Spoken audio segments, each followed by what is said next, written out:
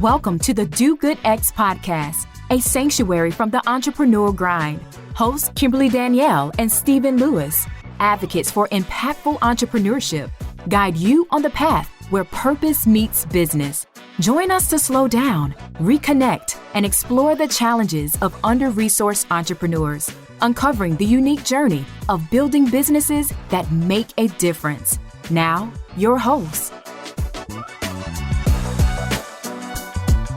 Welcome to the Do Good X podcast. My name is Kimberly Danielle, and I am a community builder, coach, and a communication strategist who comes from generations of faith-driven leaders and entrepreneurs who believe that our purpose should drive us all to contribute to the common good. And as always, I'm here with my co-host for this exciting episode today. Hey, Stephen. Hey, Kimberly. It's good to see you. As you know, I'm a catalyst for positive change in communities and businesses. And for over 2 decades, I've inspired leaders and entrepreneurs to live and work on purpose with intention, faith, and a commitment to their well-being. In today's episode, we are going to chat about AI and how entrepreneurs, especially social entrepreneurs, can make an intentional decision around AI use in your business. So AI is everywhere. You can promise efficiency, scale, transformation, but we want to explore how we can use it responsibly and ethically in ways that benefit your business, but also make a positive and a more meaningful impact. So while we begin this conversation in the last couple of episodes, today we get to dive more deeply into it with an expert from the field. And so I'm excited for this conversation. I want to introduce you to Keyona Meeks. She is an AI strategist and systems expert who helps organizations navigate intelligent automation and workforce transformation. Now, as a consultant and a lead of AI strategy at Prism, founder of ReRev, and the general partner at Black Tech Capital, she specializes in translating AI advancements into actionable operational frameworks for business ranging from Silicon Valley startups to West African SMEs. With a venture capital background spanning multiple global ecosystems, Keyona has developed and implemented AI curriculum and integration strategies adopted by accelerators across 2 continents. Her expertise includes designing AI-driven operational optimization programs, building automation systems that enhance rather than replace human capabilities, and creating scalable frameworks that make transformative technology accessible to organizations of all sizes. Keyona's unique perspective, combining Silicon Valley's technological rigor with global resourcefulness, enabling her to help organizations implement AI solutions that are both cutting edge and pragmatically sustainable. Through her work with accelerators, startups, and enterprise teams, she focuses on one mission: democratizing AI literacy and making intelligent automation as accessible as Excel. So with that, I want to thank you, Keyona, for joining us today. Thanks for having me. And apparently I need to put you on retainer. That intro was awesome. And probably better than anything I've written for myself. So if you can just send me the invoice, we'll discuss details after the call. All right. Well, let's jump in. So what inspired you to begin working in systems and AI strategy? Yeah, no, that definitely goes back to where I decided to enter the startup industry. So I went to school for international business at the University of California, San Diego. And throughout that international business degree, we're mostly getting a really good context as to like how business has run, how it runs, what's the world order as it relates to like regulating things, how commerce moves on an international stage, all that stuff. And I think during my education, it was something that bothered me a lot. And this is also something that has bothered me throughout like the entirety of my primary and secondary education, is often it tends to stay too high level. Not that we don't dive into different case studies or whatnot, but if after graduating, if you had asked me, like, you know, start a company from scratch using the information that you had learned, I'd be able to write you some essays, but I couldn't start a company from scratch. And so my first big girl job was working for Bronze Valley, which is a nonprofit venture investor based here in Birmingham, Alabama, which is also where I still am. And I was with them for about 2 years, doing a lot of different things that investment associates do. Due diligence, working with the investment committee, working with our board. And during my tenure there were 10 different companies that I supported through diligence, conducting the diligence myself, through the process of getting investments from us and helping the company conduct, I think all in all, around $1 million in equity transactions and investments into different companies that are in their portfolio. And through that experience, I learned a lot. But something that Bronze Valley does is that it focuses on investing in minority-led startups at the early stage throughout the country. So, you know, like, especially being from like nowhere, Louisiana, when that was my first job, I was really excited. I was like, I get to wake up and write checks to Black people. I'm winning, right? But something that I kept noticing that was really bothersome was this gap in entrepreneurship education. And so we would constantly be fielding and talking to Black and other minority entrepreneurs who maybe they had good ideas, but like weren't all the way there with how they were executing or how they understood things or how they were talking to investors. And a piece of advice that I still get to this, or not advice, but feedback that I still get from founders to this day is I really tell them like it is, with an exacting and precise language. And that instinct to get really specific with what's going on is what led me into this consulting work. After I left Bronze Valley, I was just, talking with companies, working with them, and was able to turn that irritation, that professional irritation that developed while working with Bronze Valley in meeting so many founders who were bright and capable, but just didn't have it all the way there in order to successfully go out and raise or to build revenue generating companies. I was like, this is an education gap.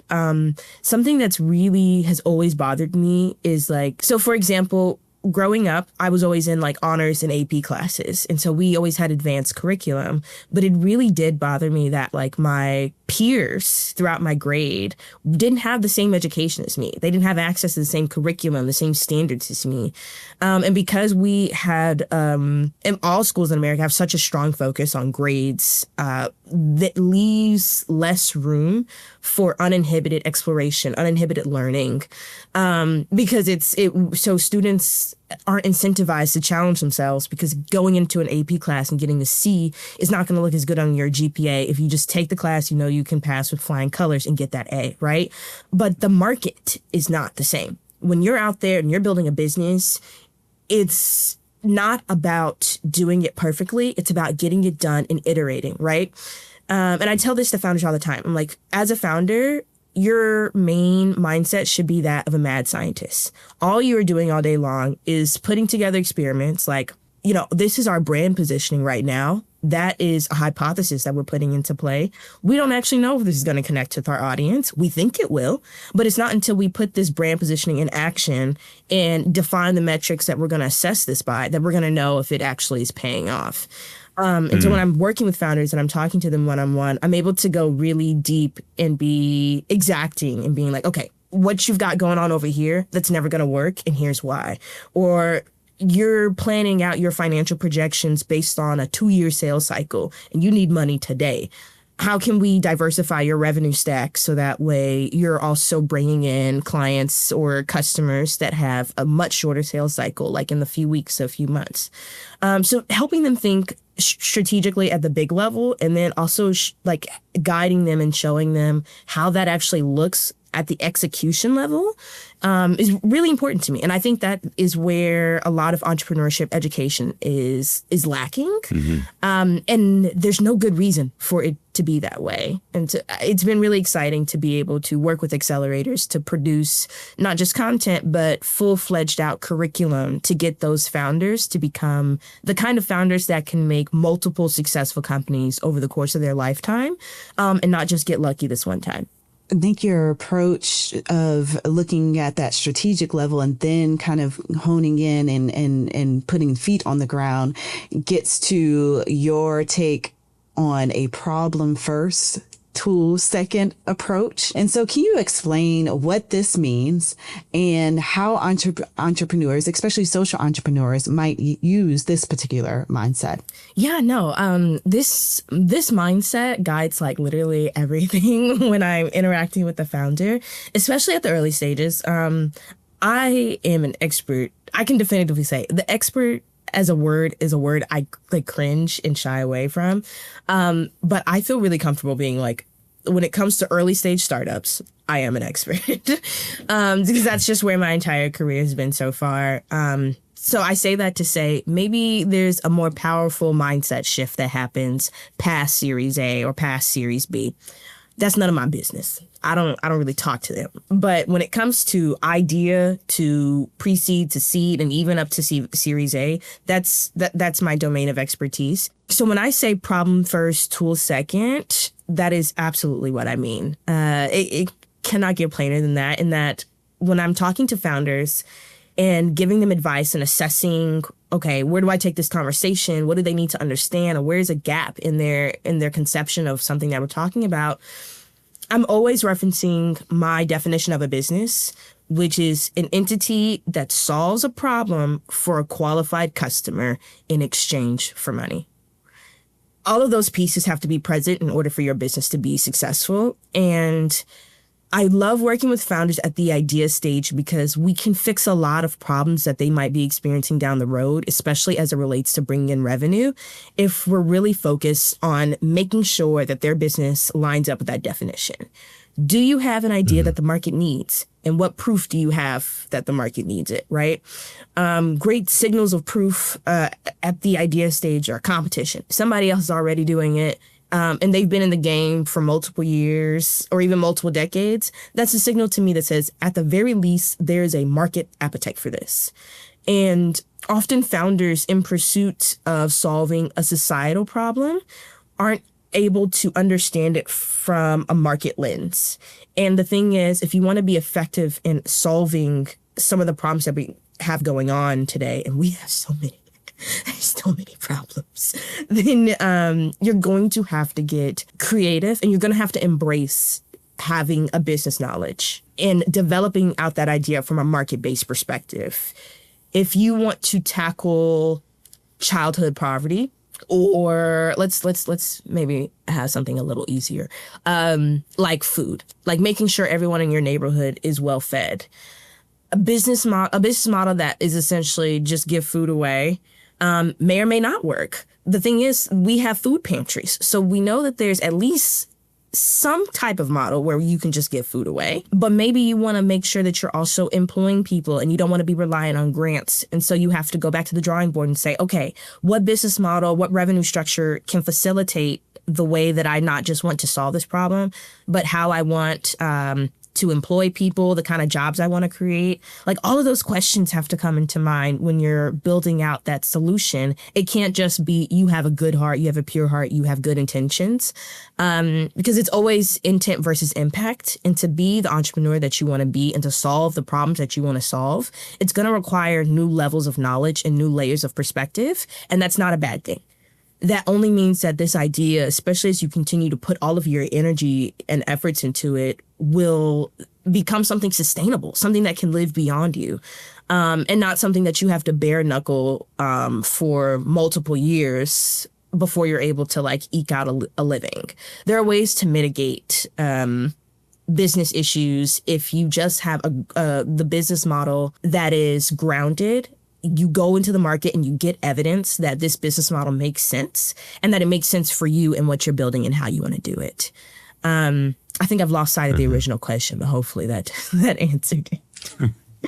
No, that's good. I think, as you've been talking and all around business models and problems that you're trying to solve, particularly early stage, which is really important because it helps you build a better solution. You're also an expert in AI and its ethical uses of it. And, AI requires a lot of data and energy. It has environmental and ethical kind of implications. There are ethical blind spots as it's related. So tell us, what are some of the misconceptions that entrepreneurs, particularly early stage entrepreneurs, have around AI? I think it's really funny, and this is the first time I'm putting these things together, but in many ways, I'm a very Black investor. And so, like, having worked in the VC industry since 2020 and now being general partner at Black Tech Capital, if you're not coming to the table with a viable idea and like a strong distribution strategy, a strong go-to-market strategy, a strong business model, I don't care. Like, I think too often people are building, like, I don't know, for fun or in the dark or whatever, or worse. Like, something that I see a lot in this AI era that we're in right now is people will just like slap a wrapper on top of a Claude API or a ChatGPT API and like, oh, it's like, this is my new idea. And it's like, if this is your small business idea, cool. I'm not about to give you money to go and build this anymore. Are there other investors that will? Yes. But I am not her. I'm a very no-nonsense investor. I'm investing in moonshots, things that are solving fundamental problems in our global supply chains, from chemicals to energy to battery storage, all throughout like the climate ecosystem. I am also not like the kind of investor that is going to, like, I don't want to say tolerate, but have a strong enthusiasm for consumer apps that aren't solving anybody's problem. I think I've said this on another podcast before, like, chill with making consumer apps. Please chill with making consumer apps. I think people think apps are like very sexy, and now with AI, it's very easy to make one. And don't get me wrong, apps are kind of sexy. And AI does make it easy to build one. But if you want to build a great one that will last and one that's not just a side project, it still has to be solving a fundamental problem. So I think that's a misconception I'm seeing in this AI hype bubble that we're in right now. Is just like anything that has like a .ai on it getting funded. Often, sometimes I think like ridiculously so. Because when you're building a business, it's not just about what you're capable of building, right? Whether you're technical or you're working with a technical team, it's not about literally what can I think of, what can I build? It's about who can I serve with this? Period. Mm-hmm. Whether your business is, you're a social entrepreneur or you're not, your business has to be serving other people. There's I want to say it's a Scott Galloway quote. I could be wrong, but I believe it, and it goes something like this, like, your success lies entirely in the agency of others. And there's nothing truer than that. There's nothing truer than that statement. And so I say that to say, from the beginning, you have to be including the people that you want to serve in how you actually develop out those things. So yeah, the gung-ho misconception I see a lot is like, oh, I can just like whip this up with AI. And like, sure, you can, but don't make the mistake of thinking that that's the end of the journey or that's enough, because it's not enough. It low-key wasn't enough before AI just to build something, and it's not enough now, especially now. That said, the other like side of that coin that I'm seeing a lot is that AI is beyond me. I think this happens particularly in our communities where people are like, oh, that's heady, that's way above me. And I guess this is one of my like hot takes is that I think that our relationship with consumer technology, so our personal devices, our laptops, our cell phones, the apps that we use, the software that we use on a daily basis, like Google Suite or softwares that we use like QuickBooks or things like that, kind of put people in this mindset where they think that these things are beyond them. Because in order to access the functions that those pieces of technology provide, we have to exchange that, for money.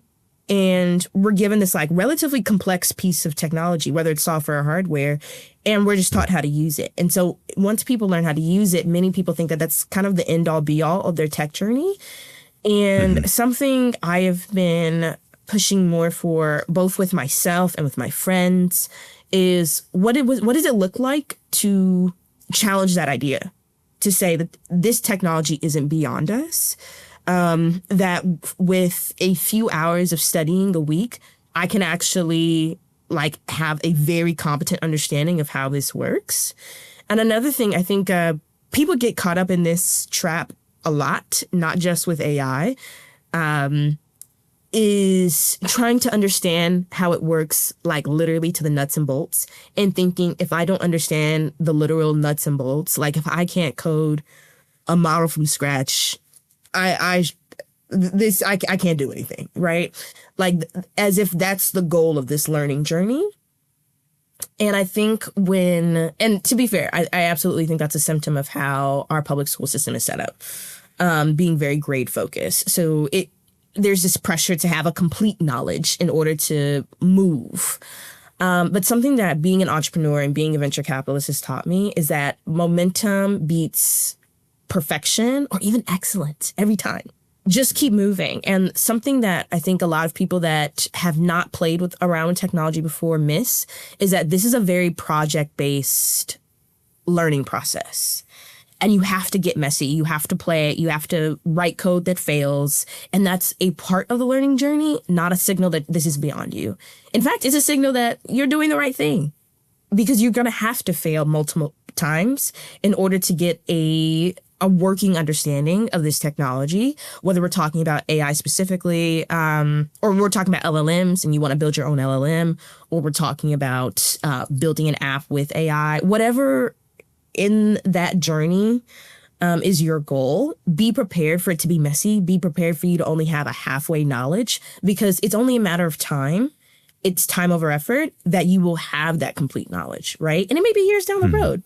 Don't push yourself to have this complete omniscient understanding before you get your hands dirty with this technology. If you have another question on ethics, we can transition into that part. Well, I just think, given these misconceptions, what can entrepreneurs do to think about environmental sustainability as they adopt and code and work with AI? I'll definitely say there's been, of course, a larger conversation about climate and sustainability going on since basically the 70s. And we've reached an inflection point in most recent years where it's quite literally do or die. And when I say I'm referring to humanity as a collective here.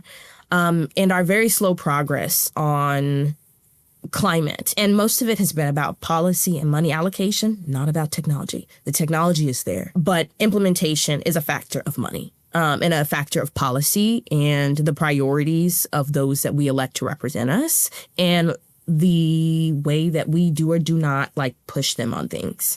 So that's first and foremost. That's where the bulk, the 80% of the ability for our societies to progress towards a climate future that doesn't have literally millions of people having to move around the globe from displacement, or millions of people dying every year from an increase in fungal diseases and heat strokes and all the many other ways that climate change will continue to disrupt and upset our environmental ecosystems.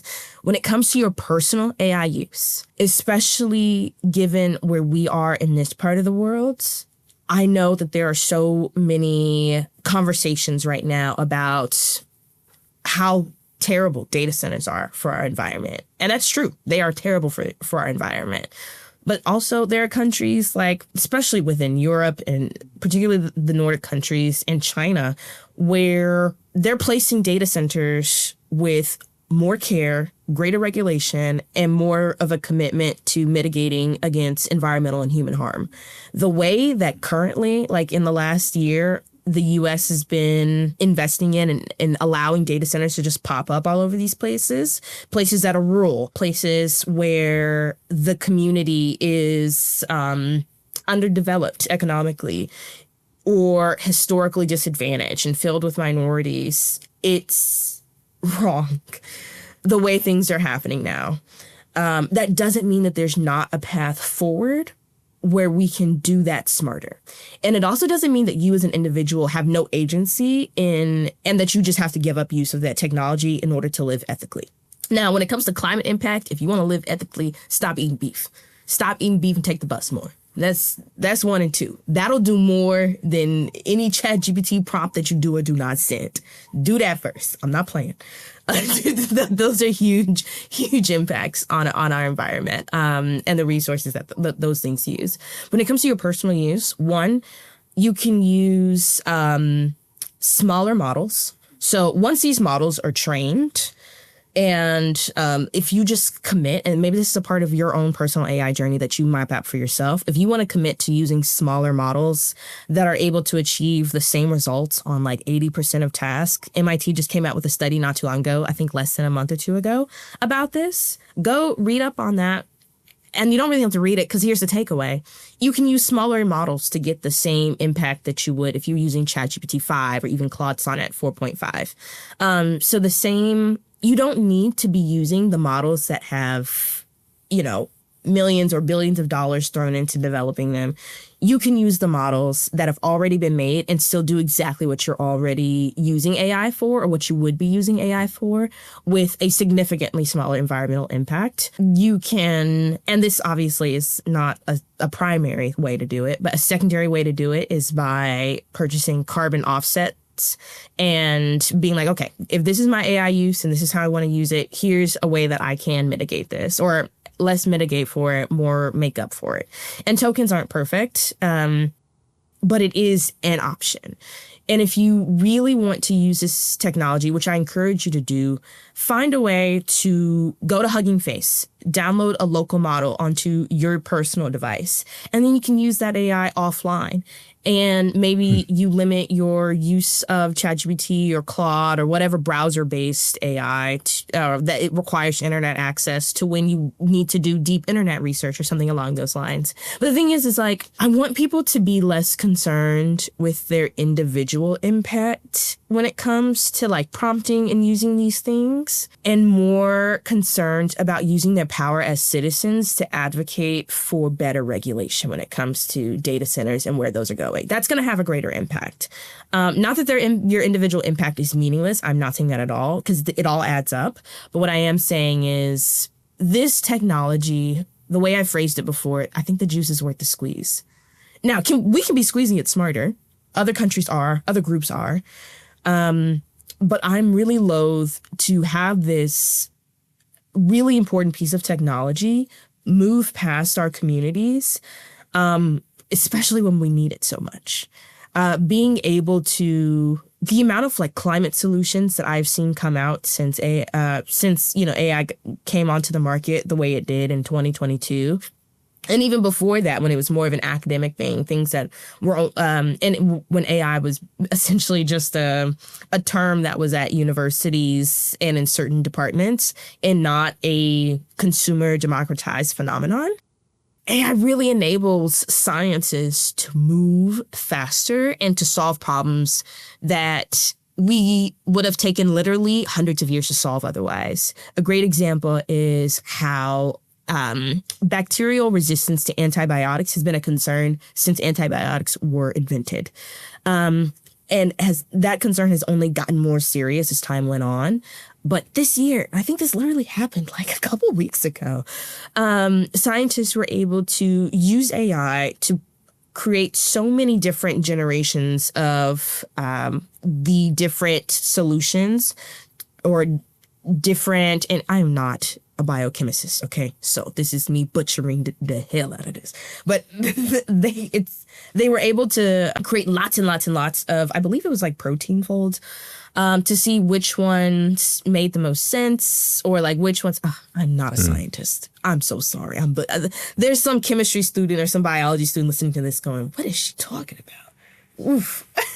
But my point is they were able to use AI in their processes to complete what would have taken literally 100 years of like human-led work.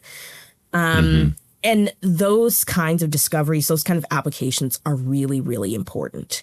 And right now we live in the most complex environment that any human has ever lived in. No matter if you're living in a first world country or a third world country, you live in the West or the East, if you're living in America or you're living in Africa, we live in some very complex times. We're having to understand climate change, high youth unemployment rates, high unemployment rates in general, a poor job market, this new piece of technology that's on the market that's causing disruptions. It's all happening, and it's all happening at once. And we only had our public school education, and some of us got a college degree, but that degree didn't prepare us for this. It didn't prepare an individual how to navigate this.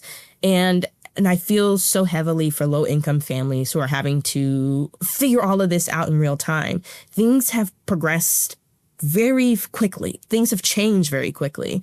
And being able to lean on this new technology that we have that's been democratized at the consumer level and is free if you have access to the internet in order to make better life decisions, I'm not going to fault people for using that. I'm not going to punish them or there are other ways to reduce your climate impact that don't require you to give up on this essential piece of technology, that don't require you to leave that behind while you continue to struggle. If you're using AI to figure out how you're going to prioritize your bills, or you're using AI to understand your tenant rights because your landlord has been acting up, if you're using AI to help you plan groceries because you got 4 kids and your brain is at capacity at all times, do it, please. This is not, I don't want you to be so caught up in the environmental impact, which should be at the greatest concern and has the greatest impact of concern at the policy level in your daily life. I want you to learn and use this technology to do what you have to do. And as you do so, you can do so more mindfully. You can change the models that you're using. You can do those things, but don't put the cart before the horse. Use it, get comfortable with it, and don't feel guilty about it. Maybe that's I feel like that's probably a controversial take. So, Keyona, I just want to ask you briefly, as a way of resources for those who are tuning in, what are 1 or 2 ways that founders can really tap into what's most relevant, and what are some practical tools and for their business as it relates to AI, because it's ever evolving, ever changing. So what are 1 or 2 quick resources that we might be able to offer those who are tuning in? Problem first, tool second, and project-based learning. If you're a founder and you already have an idea that you want to build, start by having stream of consciousness conversation. So the first tool I'm going to recommend, it's called speech notes. So you can use Otter, you can use speech notes, you can use the a voice recording tech that comes with your phone. Use whatever you want to use. But I'm very anti-prompt engineering. And when I teach workshops on these things, one of the main things I do as a facilitator is I'm just shaking people to stop prompting and just talk. So having a tech of your choice, and many are free, by the way, there's several free options, and just having a stream of conscious verbal vomit about the project that you're building at the start of the journey and through the journey as you're coming into problems, as you're going, okay, this is a resource constraint we're facing. Talk to AI about that, right? Again, you're the subject matter expert, and it's your discernment that's going to make this company that live or die. This is just an advisor giving you advice that you can take or leave. But being able to get into the habit of talking instead of trying to prompt means that you can move faster. And you'll learn how to use this technology better if you're not trying to use it, and you can just flow. So that's going to be number 1, because that also comes with how you use it and a process improvement. And when it comes to organizations, I'm going to say Notion or Google Docs. And it's Notion and Google Docs. And I'm saying that because if you're going to have a company that uses AI to improve your operations, or you want to add automations to what you're doing, regardless, you need to be a company that has a strong culture of documentation. You can't have an AI first company if your onboarding docs are scattered or don't barely exist. It's just what Tim can remember when the new guy gets here. That's not going to cut it. If you want to have an AI first organization, you have to first have an organization that has a strong knowledge management and document culture. Those are the 2 things I'm going to recommend. Some type of knowledge management system. I'm obsessed with Notion. and a voice recorder that allows you to have more stream of consciousness prompt instead of like formal prompts, and then literally just copy and paste that bad boy into your LLM of choice, whether that's DeepSeek, Claude, or Chat, or whatever. Stop trying to like format or like use proper sentences or like spell things correctly. You're just trying to get the conversation moving, and it's really good at being able to pull out the actual elements of your conversation, summarize it, and then all of a sudden, instead of this like spaghetti in your head, now you give it that spaghetti, and it's able to very neatly and methodically put out those thoughts in a way that you can revisit them and actually build on those later.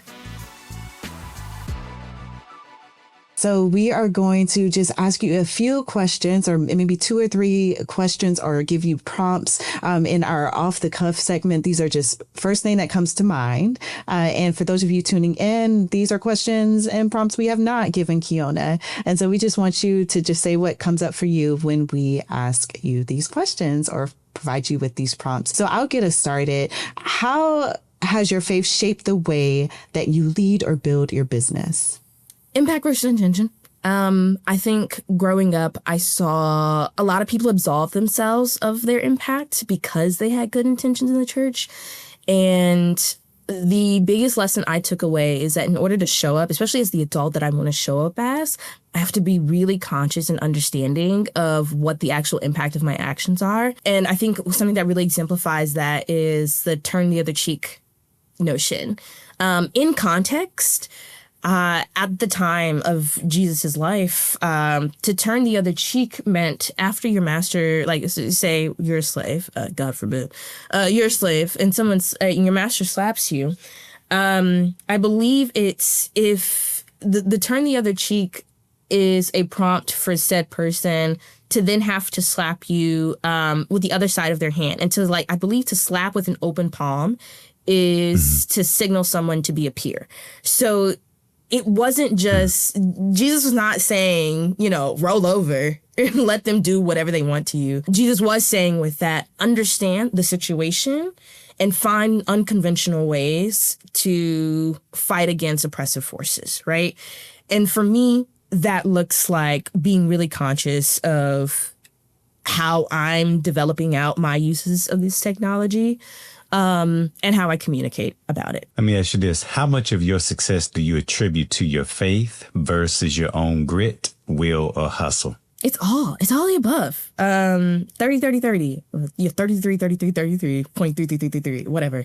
So I say that because if you've been on the entrepreneurship journey for more than a year, I think you know how serious, how spiritually serious it is. It's one of the most spiritually transformative experiences that you could ever embark on, simply because it requires a lot of faith. When you don't know if that client is going to come through, or really, because as a business owner, you don't know what you're doing. You won't know what you're doing until year 10. And so those beginning years, it reminds me a lot of, I think it's the book Where the Red Fern Grows. I could be wrong, but it's one of those books from elementary school. And this really stuck with me in how I experienced my faith, in that the main character, he asked God for the strength, and and in exchange for the strength, he would keep going. And so I think about it like that. My mouth, my hands, my feet, they continue to move. And I ask for the faith to keep going, the strength to keep going. So it's all of the above for me. Complete this sentence. Because of my entrepreneurial endeavors, businesses or communities will be or are more able to blank. Move with their intended purpose. It's easy, I think, to get lost in your way as a business owner because you're just trying to bring in revenue. But when you can get really focused about who you're serving, and then have the systems to back that up, you get to be more of who you are and shine in the market, and in a way that is unique. And that serves the populations that you want to impact, and does it well. It does it with excellence. I think that hopefully that it was a sufficient sales pitch as we close out. Well, Keyona, with that, we'll have to leave it there and just say thank you for all your good work that you're doing in the world, and for the energy and the passion that you bring to the work of AI and its intersection with the larger environment and what you're trying to do for your community as a investor and an educator in this important technology that we're all trying to get our heads around. So thank you. Thanks for having me. Thank you so much. Thank you so much, Keyona. We really appreciate you and your work. And for those of you tuning in, please do join us in the next episode as well. And until then, be well and do good. Thank you for listening to the Do Good X podcast. To continue the conversation or access our resources, visit www.dogoodx.org. Join us again for conversations that will nourish your soul, ignite your dreams, and empower you to build an impactful business, one intentional step at a time. Until then, keep striving, thriving, and doing good.